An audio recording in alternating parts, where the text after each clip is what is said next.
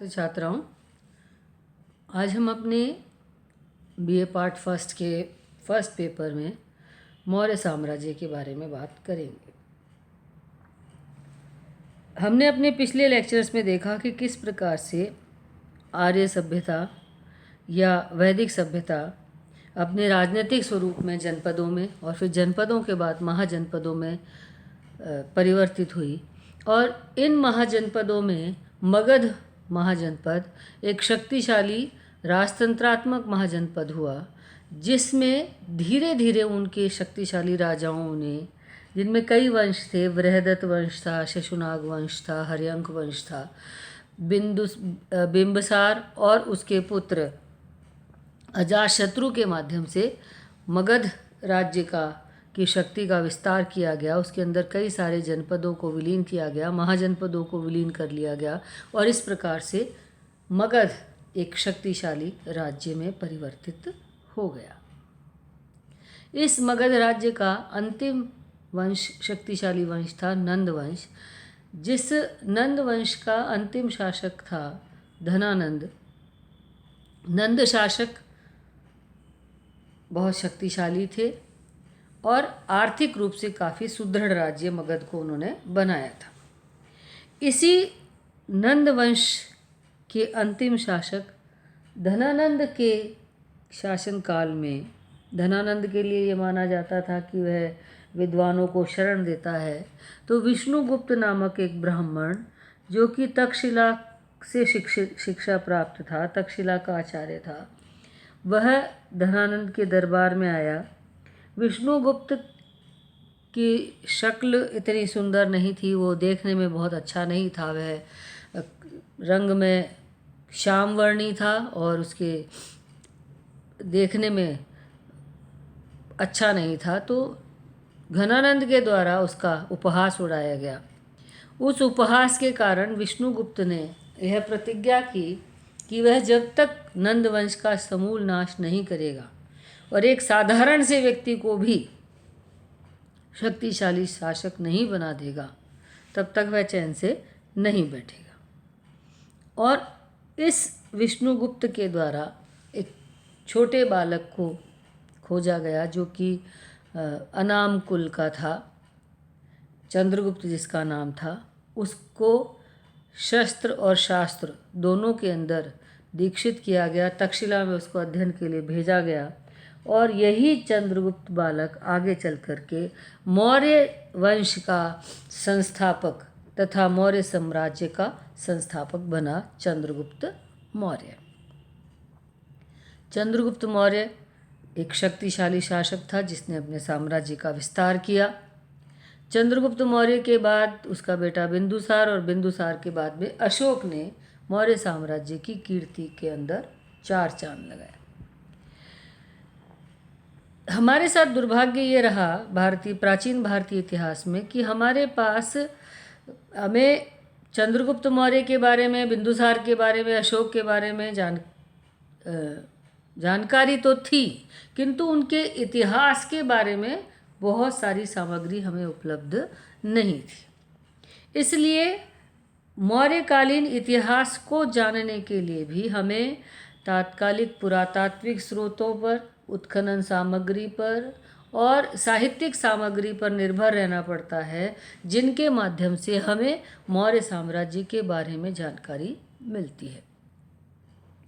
तो हम सबसे पहले बात करेंगे मौर्यकालीन इतिहास को जानने के स्रोतों पर क्योंकि ये स्रोत ही हैं जिनके माध्यम से हम मौर्य साम्राज्य के बारे में महत्वपूर्ण जानकारी प्राप्त कर पाए, और विशेषकर से जो पुरातात्विक सामग्री है, उस पुरातात्विक सामग्री से हमें मौर्य साम्राज्य के बारे में बहुत ज़्यादा प्रामाणिक सामग्री व जानकारी उपलब्ध हुई। जैसे हम उदाहरण के रूप में बात करें तो अशोक के बारे में, जब तक हमें अशोक के शिलालेखों के बारे में जानकारी नहीं थी, शिलालेख, स्तंभ लेख, गुफा लेख के बारे में जानकारी नहीं थी, तब तक अशोक के बारे में हमें जो भी सामग्री प्राप्त थी या जो भी जानकारी प्राप्त थी, वो बौद्ध ग्रंथों के माध्यम से प्राप्त थी।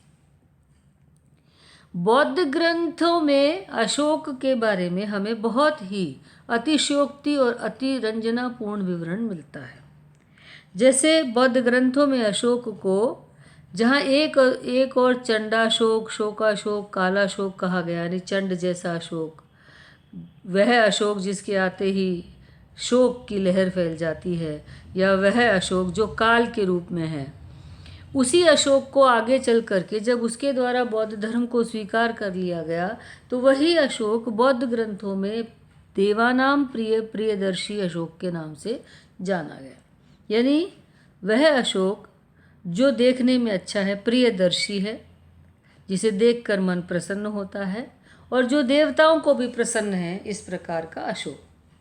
हमें बहुत सारी अतिरंजनापूर्ण जानकारी अशोक के बारे में बौद्ध ग्रंथों से मिलती है कि जैसे अशोक बहुत ही क्रूर था बौद्ध धर्म को स्वीकार करने से पहले। अशोक के द्वारा अपने 99 भाइयों का वध किया गया। किंतु जब अशोक के राज्यारोहण की तिथि के बारे में बहुत जानकारी नहीं थी, तो जब हमें अशोक के शिलालेख उत्खनन में प्राप्त हुए, स्तंभ लेख प्राप्त हुए, तो हमें मौर्य काल के बारे में बहुत ही प्रामाणिक जानकारी और सही जानकारी प्राप्त हुई, जिससे कि मौर्य काल के बारे में, मौर्य इतिहास को जानने में हमें बहुत आसानी हुई। तो हम सबसे पहले मौर्यकालीन इतिहास के स्रोत जानने में पुरातात्विक सामग्री की बात करते हैं। पुरातात्विक सामग्री में सबसे पहले आते हैं मौर्यकालीन शिलालेख। हमें बहुत सारी जानकारी मौर्य साम्राज्य के बारे में, चंद्रगुप्त के बारे में, अशोक के बारे में, उनके प्रशासन के बारे में, उस समय की शासन व्यवस्था के बारे में हमें शिलालेखों से ही जानकारी मिलती है, जिनमें विशेष रूप से रुद्रदामन का जूनागढ़ शिलालेख, मैसूर का शिलालेख, अशोक के शिलालेख एवं स्तंभ लेख और खारवेल का हाथी गुम्फा अभिलेख प्रसिद्ध है। खारवेल के हाथी गुम्फा अभिलेख में ही हमें अशोक के कलिंग युद्ध के बारे में जानकारी विस्तृत रूप से मिलती है। रुद्रदामन के जूनागढ़ अभिलेख से हमें मौर्य प्रशासन के बारे में, मौर्य शासकों के द्वारा जलाशयों के निर्माण के बारे में, उनके सांस्कृतिक और उपलब्धियों के बारे में हमें जानकारी मिलती है।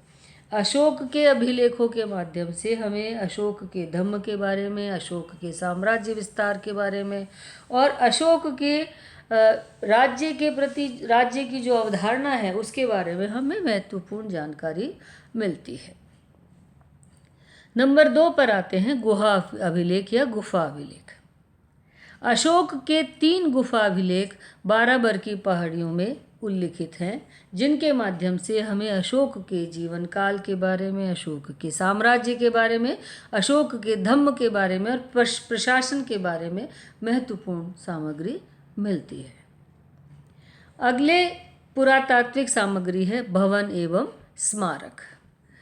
मौर्यकालीन जो भवन थे, जो स्मारक थे, उनसे भी हमें मौर्य साम्राज्य के बारे में बहुत ही महत्वपूर्ण जानकारियाँ मिलती हैं।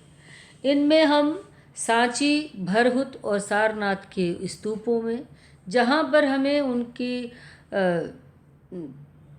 वास्तुकला के बारे में जानकारी मिलती है, उनकी आर्थिक स्थिति के बारे में जानकारी मिलती है। इनके अलावा उनमें उत्कीर्ण लेखों के माध्यम से भी हमें इतिहास की जानकारी मिलती है। इनके अतिरिक्त बौद्ध विहार, बौद्ध मठ और पाटलिपुत्र में प्राप्त महल के खंडरों से भी हमें मौर्य साम्राज्य के बारे में बहुत सारी जानकारियाँ प्राप्त होती हैं। चौथे नंबर पर आती है उत्खनन सामग्री। पुरातत्व विभाग के द्वारा मगध और उसके आसपास में जो उत्खनन कार्यवाही की गई, उस उत्खनन कार्यवाही में जो सामग्री हमको प्राप्त हुई, उस सामग्री से भी हमें मौर्य साम्राज्य के बारे में जानकारी मिलती है। जैसे उस समय की जो मृदभांड परंपरा है, उस मृदभांड परंपरा का जो विस्तार क्षेत्र है, उससे हमें मौर्य साम्राज्य के विस्तार के बारे में, उनकी जो मुद्रा है जिसे आहत मुद्रा कहा गया है, उस आहत मुद्रा के माध्यम से उनकी आर्थिक स्थिति का और उनके साम्राज्य विस्तार के बारे में हमको जानकारी मिलती है। इस तरीके से मौर्य साम्राज्य को जानने में पुरातात्विक सामग्री की बहुत ही महत्वपूर्ण भूमिका रही है। हम अपने अगले लेक्चर में बात करेंगे मौर्य साम्राज्य की जानकारी को प्राप्त करने में उस काल की साहित्यिक सामग्री से हमें क्या सहायता मिलती है।